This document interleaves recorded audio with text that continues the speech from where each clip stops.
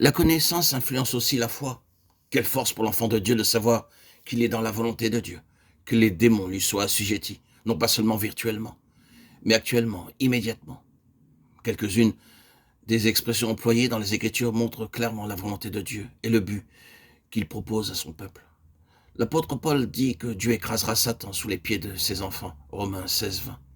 Les principautés et les puissances doivent être combattues, Éphésiens 6, 12. Sûrement, pour qu'elles ne triomphent pas du chrétien, il faut leur résister, par une ferme attitude de la foi, 1 Pierre 5, 8, 9. Sûrement pas en ignorant leur présence et leur activité. Il faut s'opposer à leur attaque et les surmonter, Éphésiens 6, 13. Sûrement pas en ignorant ces attaques. Nous sommes conviés à reconnaître leurs desseins pour les déjouer, 2 Corinthiens 2, 10, 11. À les chasser au nom de Jésus, Marc 7, 17. Elles sont obligées de nous obéir. Elles y sont inéluctablement forcées. Lorsque, unis au Seigneur, nous sommes investis de son autorité. La connaissance influence aussi l'action de la volonté. Comment l'enfant de Dieu prendrait-il, dans une réunion, une attitude de résistance aux mauvais esprits, s'il ne les discerne pas, s'il ne peut dire quelle puissance agit au sein de l'assemblée, celle de Dieu ou celle de Satan? Les sens aussi, lorsqu'ils sont exercés, affinés, sont un facteur de connaissance. Sont-ils émoussés par la possession? La connaissance nécessaire pour lire et discerner l'activité des puissances des ténèbres s'en trouve entravée.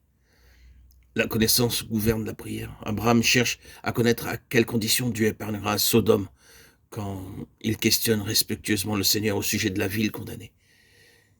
Il désire connaître les conditions de l'Éternel afin de pouvoir intercéder efficacement pour Sodome.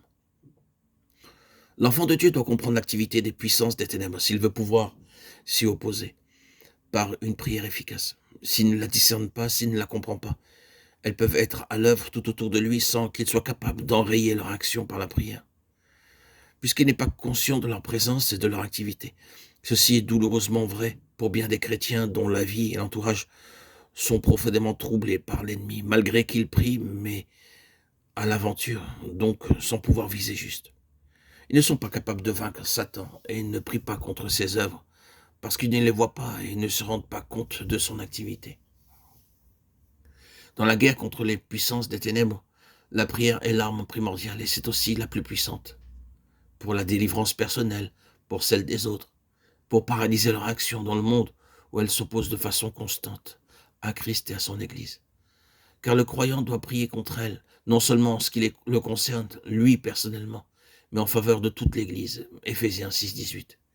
Et pour le monde entier, lequel, à un moment donné, sera totalement affranchi de leur présence et de leur domination.